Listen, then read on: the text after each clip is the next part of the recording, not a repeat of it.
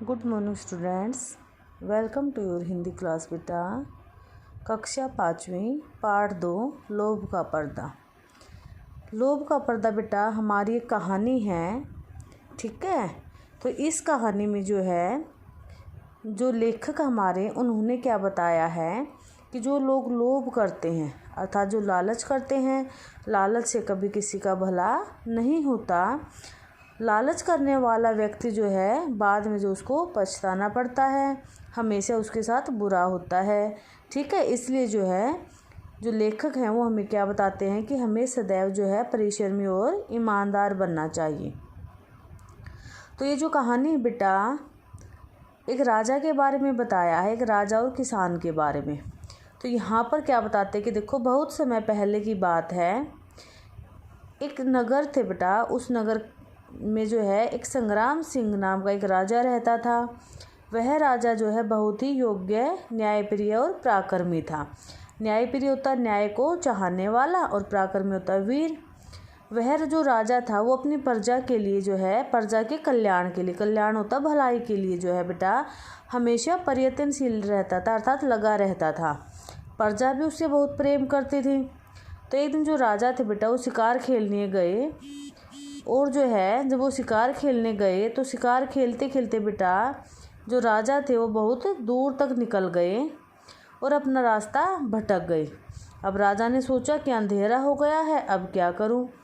तो बेटा उसने अपने चारों ओर देखा तो दूर से जो है उसे एक धुआं जो है, धुएं की जो काली रेखा वो आकाश की ओर उठती हुई दिखाई दी। अब राजा जो है उसी की ओर चल पड़ा। जब वह वहाँ पर पहुँचा तो उसने क्या देखा कि एक छोटी सी झोपड़ी में से धुआं निकल रहा था। उस झोपड़ी में जो है कि अंदर जो है वो आग जल रही थी। तो जब जो है झोपड़ी में जो है आहट सुनकर फटे पुराने कपड़े पहने हुए किसान जो है बेटा झोपड़ी के बाहर आया और बोला, अरे भाई मालूम पड़ता है कि तुम अपना रास्ता भटक गए हो। तो अब जो है जो किसान है बेटा उस राजा से कहते हैं कि तुम मेरी झोपड़ी में रुक जाओ और मेरे पास जो भी रूखा सूखा खाने के लिए है तुम जो है वही खा लेना, हम दोनों मिल बांट कर उसे खा लेंगे और फिर तुम जो है अपना रास्ता ढूंढ लेना। अब जो है बेटा किसान की बात सुनकर जो राजा थे वो बहुत खुश हुए, क्योंकि उस किसान को ये नहीं पता था बेटा कि ये जो रास्ता भटके हुए ये राजा है। तो जो राजा था वो झोपड़ी के अंदर चला गया। किसान ने बेटा रूखी सूखी रोटी बनाई और जो है राजा और किसान ने मिलकर जो है वो भोजन खाया। तो राजा को ये भोजन जो है बहुत ही स्वादिष्ट लगा, ठीक है। तो एक दिन जो है दिन भर की थकान के बाद जो है आज राजा को गहरी नींद आई, क्योंकि आज वो पूरा दिन थक चुका था। सवेरे आँख खुली तो बेटा राजा खुद को जो है स्वस्थ महसूस कर रहा था, तरोताज़ा। अब राजा जो है बेटा अपने नगर की ओर जाने के लिए तैयार हुआ। तो किसान ने आगे चलकर थोड़ी दूर तक उसे रास्ता दिखाया। अब किसान ने उसको रास्ता दिखा दिया। फिर राजा जो है किसान के व्यवहार से खुश हो गया, संतुष्ट हो गया। महल में पहुंचकर 2-4 दिन के बाद जो है जो सिपाही हैं बेटा, किसान जो राजा था उसने अपने सिपाहियों को भेजा कि उस किसान को बुला के लेके आओ। तो जो राजा के सिपाही है खोजते खोजते बेटा किसान के झोपड़े पर चले गए और किसान को कहते हैं कि तुम्हें जो है राजा ने बुलाया है।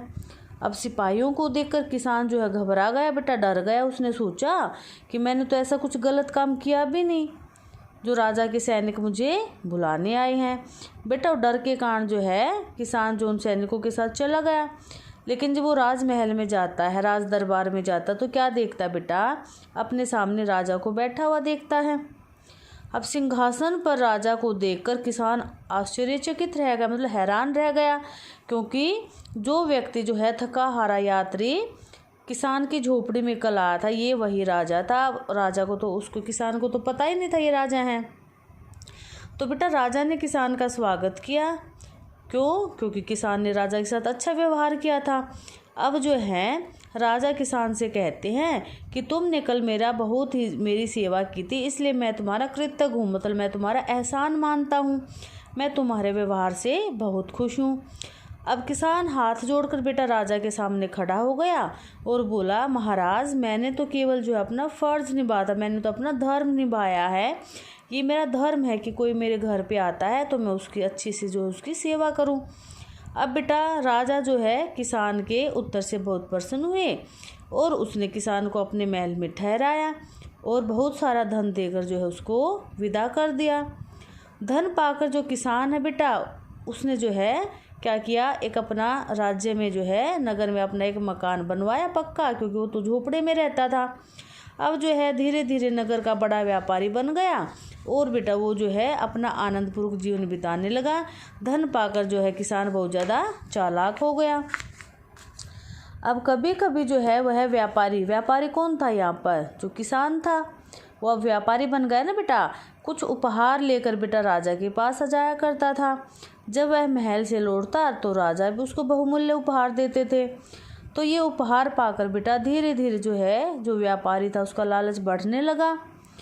तो अब जो है राजा बेटा उसकी स्थिति से वाकिफ़ हो गए थे। राजा ने उसको पहचान लिया था कि अब ये जो है वो भोला भाला किसान नहीं रहा, अब तो ये जो है लालची होता जा रहा है। तो बेटा एक दिन जो है व्यापारी उपहारों के साथ राजा के पास आया, लेकिन राजा ने जो है अपने सिपाहियों से क्या कहा कि उसको बोलो कि वो वहाँ बैठकर इंतज़ार करे।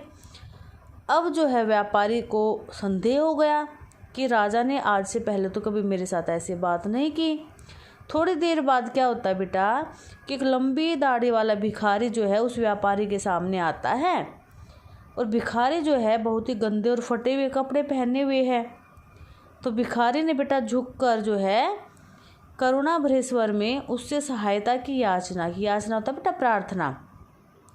भिखारी ने जो है उस व्यापारी से कहा कि मेरी मदद करो, मेरी सहायता करो। यह देखकर व्यापारी जो है वो नाराज़ हो गए और उससे कहा कि मुझसे जो है दूर चले जाओ, यहाँ से दूर हट जाओ। यह कहकर जो भिखारी था बेटा वो तन कर खड़ा हो गया। क्यों? क्योंकि वो जो भिखारी था बेटा वो राजा थे, उसने नकली दाढ़ी लगाकर भिखारी का वेश धारण किया था। वो जो है बेटा व्यापारी की क्या करना चाहता था, उसकी आंखें खोलना चाहता था। अब वो जो है उसने अपनी दाढ़ी हटा दी और जो है उस व्यापारी से कहते कि तू तो बहुत ज़्यादा स्वार्थी हो गया है, जो लोभ का पर्दा था, लोभ के कारण आज तो कहाँ से कहाँ पहुँच गया है। तो अब जो है बेटा भिखारी जो है वो हक्का बक्का रह गया, अर्थात देखते ही रह गया और शर्म से जो है उसका सिर झुक गया। तो इस कहानी से बेटा हमें क्या शिक्षा मिलती है कि जो लोभ होता है उसका परिणाम बुरा होता है, लोभ का फल जो है बुरा होता है। अतः हमें कभी भी लालच नहीं करना चाहिए। धन्यवाद बेटा।